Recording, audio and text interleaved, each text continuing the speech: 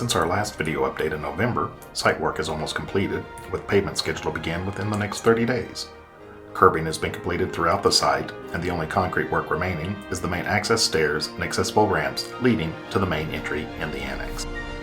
At the rear of the facility, the structure of the monument sign has been completed.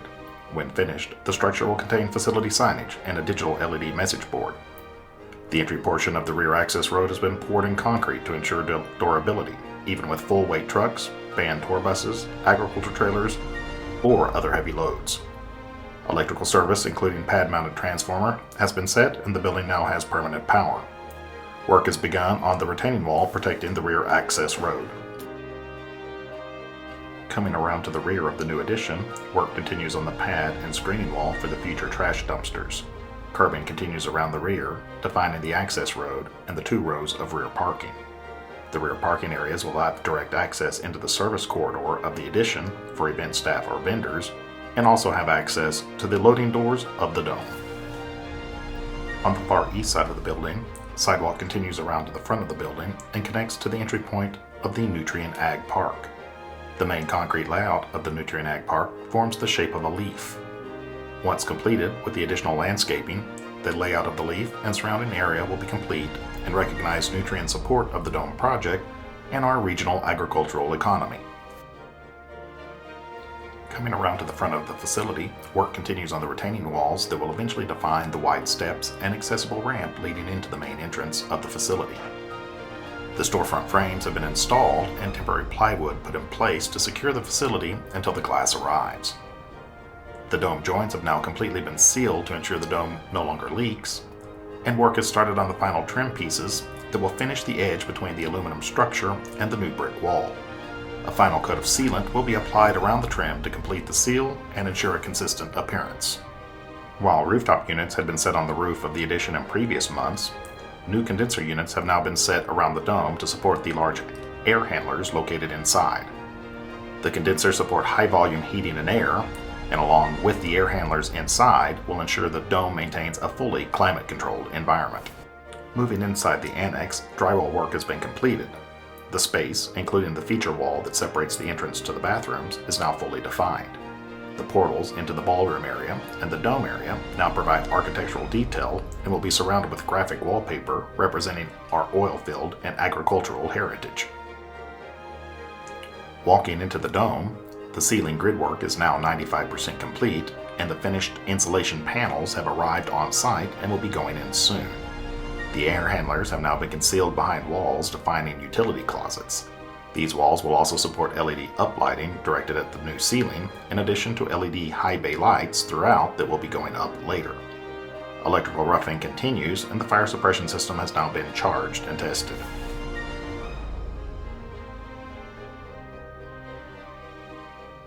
The dome bathrooms continue to progress as well. With the delayed light fixtures finally in place, drywall continues. Plumbing and electrical rough-in continue, and window frames have been installed.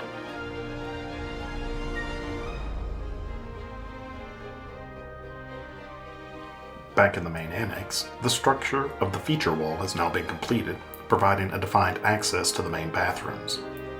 With temporary climate control in place, tile work has started on the walls in the bathrooms. As the tile goes up, this is our first glimpse at some of the finishes for the facility. The white tile walls help ensure an airy and spacious feeling while providing an easy cleanable surface. The second darker accent tile helps provide contrast and interest. Drywall defines the service hallway that provides access into the catering kitchen. Inside the kitchen, drywall has been completed and the vent hood has been installed that will cover a 6-burner commercial range unit with oven. The remainder of the space will eventually be outfitted with ice makers, refrigerator, freezer, dishwasher, warming equipment, and dishware.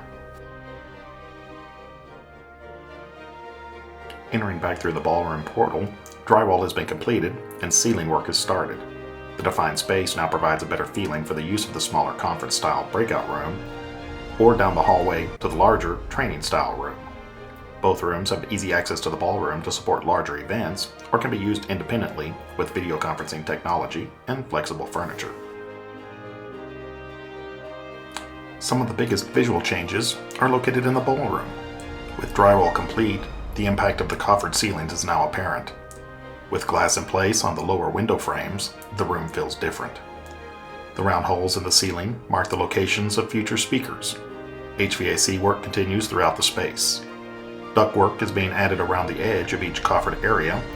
The track diffusers reduce the ambient noise associated with the HVAC systems.